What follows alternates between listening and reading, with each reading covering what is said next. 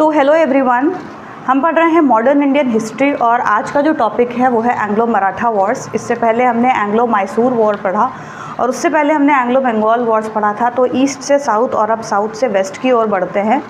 जो मराठा एम्पायर था इसकी थोड़ी सी हिस्ट्री जान लेते हैं, उसके बाद हम वॉर्स का एक्सप्लेनेशन स्टार्ट करेंगे। सो जो मराठा एम्पायर था वो 18th सेंचुरी का मोस्ट पावरफुल हिंदू एम्पायर था, क्योंकि नॉर्थ और साउथ दोनों तरफ वो उस वक्त रूल कर रहे मुग़ल या लेटर मुग़ल रूलर्स को टफ चैलेंज दे रहा था।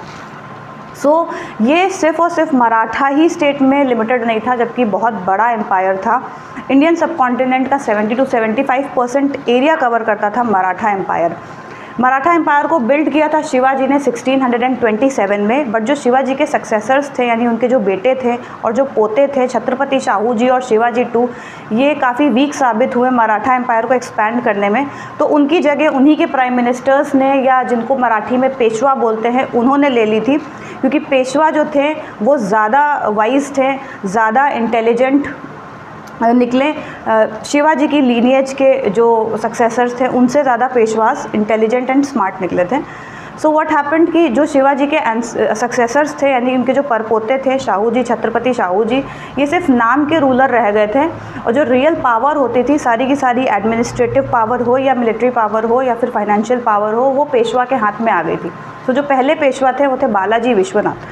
हम अपनी स्टोरी स्टार्ट करेंगे थर्ड पेशवा से, बालाजी बाजीराव वन से, क्योंकि यहाँ से आपको स्टोरी समझना ज़रूरी है।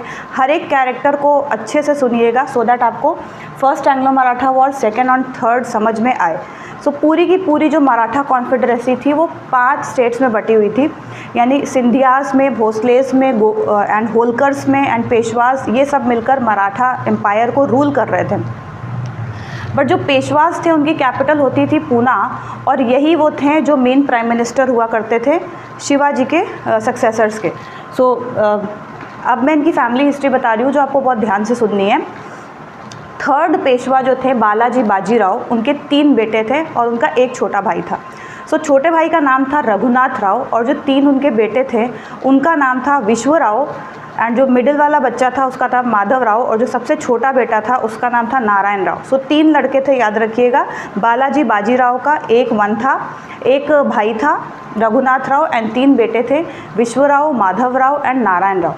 नाउ जिस वक्त ये पेशवा थे, थर्ड पेशवा थे बालाजी बाजीराव, उसी वक्त भारत पे अफ़गानियों का अटैक हुआ था और तीसरा पानीपत का युद्ध शुरू हो गया था, यानी थर्ड बैटल ऑफ पानीपत 1761 में अफ़गानीज़ ने अटैक किया था।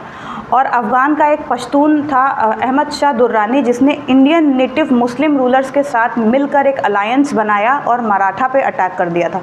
उस वक्त बालाजी बाजीराव वन का जो बड़ा लड़का था यानी विश्वराव, अपने कमांडर, आर्मी कमांडर के साथ, सदाशिव राव के साथ मिलके इस बैटल में चला गया। और इस बैटल में क्योंकि अहमद शाह दुरानी, या जिसको हम अहमद शाह अब्दली भी बोलते हैं, उसने इतने सारे यहाँ अलायंस बना लिए थे बाकी के नेटिव मुस्लिम रूलर्स के साथ, तो उसने मराठास को हरा दिया था। ना सिर्फ हराया ही नहीं था, विश्वराव और सदाशिव राव इसमें मारे गए थे और बहुत सारे मराठा आर्मी के जो चीफ्स थे वो भी मारे गए थे। बहुत सारी औरतों को और बच्चों को अफ़गानियों ने बंदी बनाकर अपने साथ ले गए थे। इस चीज़ का जो सदमा था वो बालाजी बाजीराव सह नहीं पाए थे और उनकी भी बहुत जल्दी मृत्यु हो गई थी। ये हार उनके लिए किसी बड़े शौक से कम नहीं थी। बालाजी बाजीराव वन की मृत्यु के बाद जो चौथा पेशवा बना था वो था उनका दूसरा बेटा माधव राव।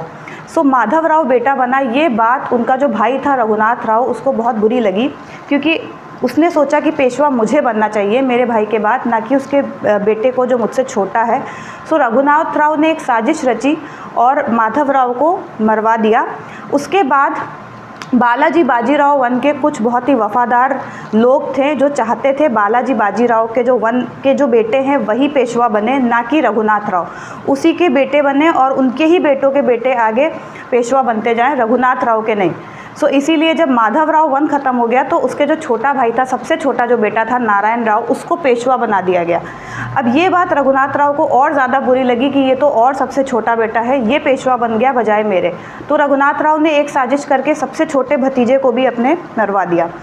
बट नारायण राव का एक छोटा सा बिल्कुल लड़का था, बहुत छोटा था वो, तो उसको भी उनके जो वफ़ादार हुआ करते थे बालाजी बाजीराव के, एंड इसमें सबसे बड़ा नाम नाना फडणवीस का है। तो ये कोई नाना नहीं थे रिलेशन में, ये एक फेथफुल पर्सन थे इनकी फैमिली लीनेज के। तो नाना फडणवीस बैक कर रहे थे यानी सपोर्ट कर रहे थे नारायण राव के बेटे को, जिसका नाम उसने अपने भाई के नाम पे रखा था, Madhavrao two. So Madhavrao two जो है वो नारायण राव का बेटा है, जो बहुत ही छोटा था और जिसको बैक कर रहे थे, जिसको सपोर्ट कर रहे थे नाना फडणवीस, और ये चाहते थे कि पेशवा इसी को बनाया जाए। दूसरी तरफ रघुनाथ राव चाहता था कि पेशवा मुझे बनाया जाए। जो रघुनाथ राव था वो माधवराव टू या नारायण राव टू का चाचा था, और माधवराव टू का तो और ज़्यादा पैटर्नल अंकल था।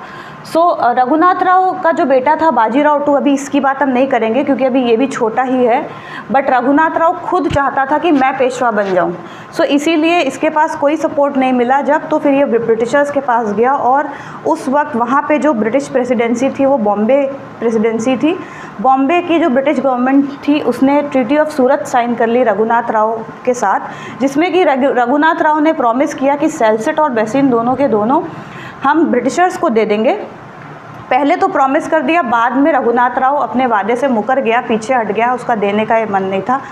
तो इसीलिए ये वाली जो ट्रीटी थी ये कैंसिल कर दी गई थी बाय वॉरेन हेस्टिंग्स, क्योंकि ये जो ट्रीटी थी ये बॉम्बे प्रेसिडेंसी, बॉम्बे गवर्नमेंट ने अपने बिहाफ पे ले लिया था बिना बंगाल के गवर्नर जनरल से परमिशन लिए। और उस वक्त जो बंगाल प्रेसिडेंसी होती थी वो मद्रास और बॉम्बे से सुपीरियर प्रेसिडेंसी हुआ करती थी। तो बॉम्बे के गवर्नर जनरल से सैंक्शन कराना, अप्रूवल कराना ज़रूरी था किसी भी ट्रीटी का। और यहाँ पे क्योंकि बिना अप्रूवल के ये ट्रीटी साइन कर दी गई थी तो वॉरेन हेस्टिंग्स ने इस ट्रीटी को कैंसिल कर दिया था। फिर भी लेकिन जब रघुनाथ राव ने इसको अपनी तरफ से ये वादे पूरे करने में मुकर गया, यानी सैलसट और बेसिन को देना उसने नहीं चाहा, तो बॉम्बे गवर्नमेंट ने एक आर्मी भेज दी थी, यहाँ पर एक वॉर शुरू हो गई थी।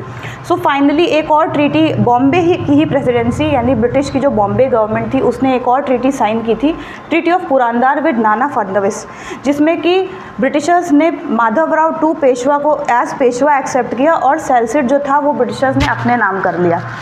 इस ट्रीटी को भी वॉरेन हेस्टिंग्स ने कैंसिल कर दिया था।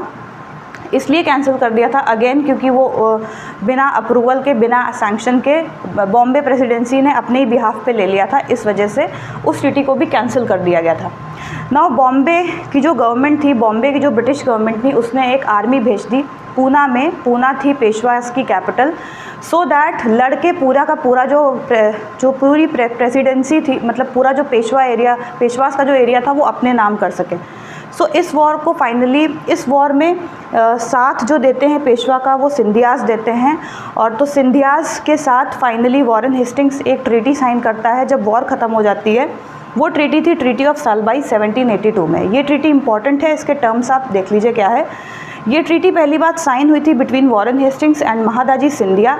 इसमें फाइनली ये तय हो गया था कि जो सैलसट और बेसिन आइलैंड है ये दोनों के दोनों ब्रिटिशर्स को दे दिए जाएंगे।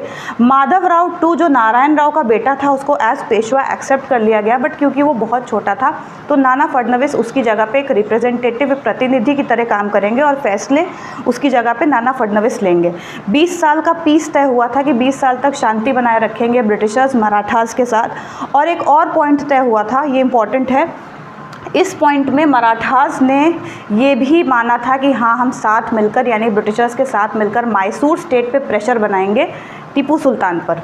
So this was also important. Now second Anglo Maratha war क्यों स्टार्ट होती है? सेकेंड एंग्लो मराठा वॉर इसलिए स्टार्ट होती है क्योंकि रघुनाथ राव का जो बेटा था बाजीराव टू, अब ये पेशवा बन गया था, क्योंकि नाना फडणवीस की मौत हो चुकी थी 1800 में, और क्योंकि माधवराव टू बहुत छोटा था तो बाजीराव वन जो रघुनाथ राव का वर्थलेस सन था, यानी एकदम नकारा बेटा था, उसको पेशवा बना दिया गया था। अब वो एकदम नकारा था, उसको कोई पॉलिटिकल विजडम उसके अंदर नहीं थी। सो होलकर्स और सिंधियास की कुछ लड़ाई हो रही थी, उसमें बाजीराव टू कूद गया, कूद ही नहीं गया, उसने जसवंत होलकर के भाई को भी मार दिया। सो जब जसवंत होलकर के भाई को मार दिया और सिंधियास के साथ मिल गया तो होलकर आर्मी पूरी की पूरी इंट्रूड कर गई पेशवास के पूना कैपिटल में, और अब उनसे भागने के लिए जो बाजीराव टू था वो ब्रिटिशर्स के पास गया और ब्रिटिशर्स के पास जाके सब्सिडियरी अलायंस की ट्रीटी साइन कर ली। अब इसके लिए ब्रिटिशर्स बहुत सालों से वेट कर रहे थे, बहुत समय से वेट कर रहे थे कि सब्सिडियरी अलायंस की ट्रीटी ऑलमोस्ट सबके साथ ये साइन कर चुके थे, बट ये मराठा में नहीं, मराठा एम्पायर में किसी के साथ साइन नहीं कर पा रहे थे, क्योंकि सिंधियाज़ जो थे वो इंटेलिजेंट थे और जो नाना फडणवीस था वो भी इंटेलिजेंट था। तो कभी भी सब्सिडियरी अलायंस जिसके अंडर में ब्रिटिशर्स के ट्रूप्स जो होंगे, ब्रिटिशर्स की आर्मी जो होगी वो परमानेंटली स्टेशन होगी, परमानेंटली खड़ी होगी किसी राजा के राज्य में, यानी जो आर्मी होगी वो ब्रिटिशर्स की रिस्पॉन्सिबिलिटी होगी, बाकी जो एडमिनिस्ट्रेशन होगा वो कोई भी राजा अपना खुद का कर सकता था। और उसके बदले में ब्रिटिशर्स पैसे भी लेते थे, मनी भी लेते थे उस आर्मी को मेंटेन रखने के। सो ये ट्रीटी जो थी ये फाइनली बाजीराव टू ने साइन कर ली थी ब्रिटिशर्स के साथ। और जो ब्रिटिशर था जिसने इंट्रोड्यूस करा था ये सब्सिडियरी अलायंस वो था आर्थर कोले Wellesley. Now treaty of basin जो साइन हुई थी 1802 बाजीराव टू और वेलेस्ले के बीच में, इसमें पेशवा ने एक्सेप्ट कर लिया था, पेशवा बाजीराव टू ने एक्सेप्ट कर लिया था सब्सिडियरी सिस्टम को। सब्सिडियरी सिस्टम को एक्सेप्ट किया, यानी कि जो ब्रिटिश ट्रूप्स होंगे वो परमानेंटली खड़े रहेंगे पेशवा की टेरिटरीज़ में। पेशवा का जो भी एरिया होगा वहाँ पे ब्रिटिशर्स के ट्रूप्स, ब्रिटिश की आर्मी परमानेंटली स्टेशनड होगी। सो ये चीज़ एक्सेप्ट कर ली गई थी। और साथ ही में 26 लाख इनकम यील्ड करने वाला एक एरिया, एक ऐसा एरिया जो बहुत 26 लाख तक का इनकम यील्ड कर रहा था, वो भी बाजीराव ने ब्रिटिशर्स को दे दिया था, वेलेस्ले को दे दिया था। नाउ ये जो ट्रीटी थी, नाउ ये एक फाइनल ब्लो था मराठा एम्पायर पे, क्योंकि अब तो ब्रिटिशर्स के ही ट्रूप्स खड़े होंगे, तो फिर अब आर्मी ही पूरी ब्रिटिशर्स की हो गई, तो अब मराठा क्या ही फाइट बैक कर पाएंगे। बट इस चीज़ को सिंधियाज़ ने और होलकर्स ने बहुत ही माइंडफुली सोचा कि ये तो पूरा का पूरा मराठा एम्पायर एंड करने की तरफ ही ये सबसे बड़ा मूव है। सो सिंधियाज़, होलकर्स, और बाद में बाजीराव टू को अपनी गलती का एहसास हुआ कि उसने बहुत बड़ी गलती की है ये वाला मूव करके, इसलिए एक लास्ट बिड था जो बाजीराव टू ने होलकर और सिंधियाज़ के साथ मिलकर एक फाइनल लड़ाई लड़ी थी, जिसको थर्ड एंग्लो मराठा वॉर बोलते हैं। और ये लॉर्ड हेस्टिंग्स के टाइम पे हुई थी। इसमें एक और भी चीज़ हुई थी, जो उस वक्त लॉर्ड हेस्टिंग्स गवर्नर जनरल था बंगाल का। सो लॉर्ड हेस्टिंग्स ने मराठा पे पिंडारीज हुआ करते थे, कुछ मर्चेंडाइज क्लास होती थी जो कभी मुगल्स के सर्वेंट्स हुआ करते थे, यानी कि जो पिंडारीज होते थे मिक्स्ड कास्ट होती थी, हिंदू, मुस्लिम, सिख सारी कास्ट मिलाकर होती थी। और पिंडारीज पे अटैक किया लॉर्ड हेस्टिंग्स ने, जिसको कि मराठा सॉवरेनिटी पे एक थ्रेट माना गया, यानी मराठा की जो ऑटोनॉमी है, मराठा की जो इंडिपेंडेंस है, उस पे एक थ्रेट की तरह देखा गया कि इन्होंने पिंडारीज पे अटैक कर दिया। क्योंकि अब मराठा की अपनी कोई आर्मी नहीं बची थी, तो पिंडारी ही थे जो एक आर्मी की तरह काम कर रहे थे मराठास की तरफ से। सो जब मराठा पिंडारीज पे अटैक हुआ तो इसको बाजीराव टू ने, सिंधियाज़ ने और होलकर्स ने कोशिश की आखिरी बार वॉर करने की ब्रिटिशर्स के साथ, सो दैट ये सब ख़त्म हो सके। बट इसमें भी अब तो ब्रिटिशर्स बहुत स्टॉप हो गए थे, ऑब्वियसली बहुत वीक कर दिया था मराठा एम्पायर को अपने ट्रूप्स वहाँ स्टेशन करके। सो अब तो मराठास को हारना ही था।